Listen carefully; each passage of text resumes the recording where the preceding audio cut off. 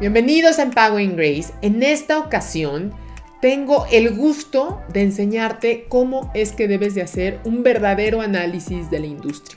Y déjame comenzar con un porcentaje. ¿Tenías idea que el 34% de los emprendedores en México fracasan por desconocer a qué industria van a ingresar?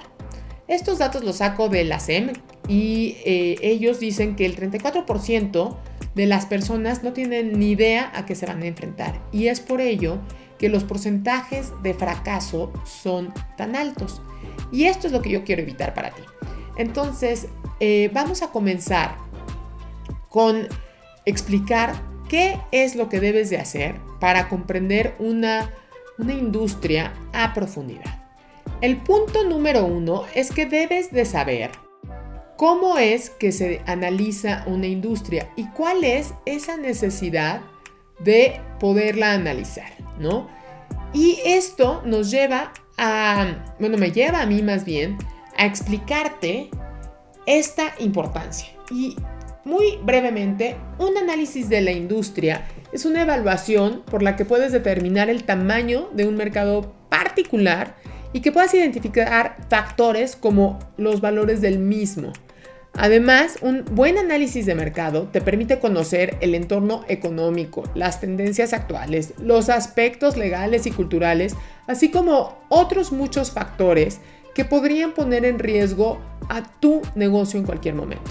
Entonces, un correcto análisis de la industria en la que deseas ingresar te permitirá entender si es un buen momento para hacerlo con esa idea de negocio que traes en mente, o es mejor hacerla a un lado porque simplemente representa riesgos.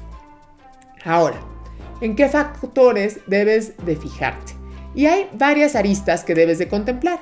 Por eso es que te voy a sugerir ciertos tipos de análisis para que de cada uno de ellos puedas obtener la mejor información.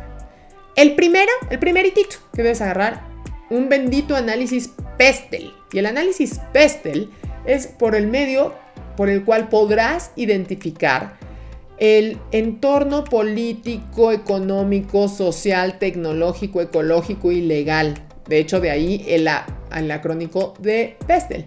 De esta forma, es más probable que puedas prever de algún riesgo que no tenías contemplado, porque hay muchas cosas que están pasando allá afuera que nada tienen que ver contigo, pero sí pueden hacerte cerrar tu negocio, tal cual como fue la pandemia. El segundo punto es el tamaño del mercado. Y quiero que sepas que por obviedad, mientras más grande es tu mercado, mayor será la posibilidad de tener éxito, así como una mayor probabilidad de crecer, ¿no? Y esto es muy importante. ¿Para qué te vas a meter a un nichito? Vete a mercados grandes, ¿no? Interesantes. Recuerda siempre con un propósito que sea algo que tú quieras lograr resolver en el largo plazo. El tercer punto es la tasa de crecimiento del mercado. ¿Por qué? Porque los mercados y los ciclos de producto y de industria son así, ¿no? Y si nosotros estamos entrando en el momento de crecimiento o de innovación, que es el momento más correcto, ahí es donde podemos tener mucho mayor ganancia versus entrar a mercados maduros donde vamos a tener que competir mucho más por precio. Entonces también el entender en qué momento se encuentra la industria es importante. Al igual que el siguiente punto, que son las tendencias de la industria, que esto te guiará en una decisión sobre cuáles son los productos y servicios que están entrando, cuáles son los que van de salida y qué es lo que los clientes quieren o necesitan y cuánto están dispuestos a pagar por él. Si tú tienes este entendimiento, va a ser más fácil que posiciones a tu producto. De otra manera, te vas a tardar más. El siguiente punto es la rentabilidad del mercado. Y aquí tienes que analizar si el mercado realmente es atractivo, porque si no lo es, la inversión no va a valer la pena, ¿no? Y para entender si un mercado es realmente atractivo, te sugiero que utilices las 5 fuerzas de Porter para que te ayude a considerar el poder del comprador, el poder del proveedor, las barreras de entrada, entre otras cosas que son bien importantes a considerar para ver cómo vas a adentrarte al mercado. Otra de las cosas que tú debes de analizar a la perfección son los canales de distribución. Necesitas probar si tus canales son buenos y son para lo que requieres, son los cuales requieres para dar a conocer tu producto o servicio. Porque realmente, si tú no eliges un buen canal de entrega y de comunicación, eso puede acabar con una grandísima idea, y eso se llama logísticas. Ahora, otro punto son los costos, y es saber cuánto requieres cuánto te va a costar llevar ese producto final a tu mercado. Muchísimas veces escucho el no me cuesta porque lo hago yo. Y les voy a decir una cosa. Si tú salieras al mercado en este momento de tu vida a conseguir un trabajo, ¿cuánto te pagarían? Entonces, ¿cuánto vale tu hora humano? Y te aseguro que puede ser muchísimo más costosa que cualquier otra inversión. Entonces, tienes que considerar también esos puntos. El siguiente, tienes que saber cómo es que es la concentración de mercado.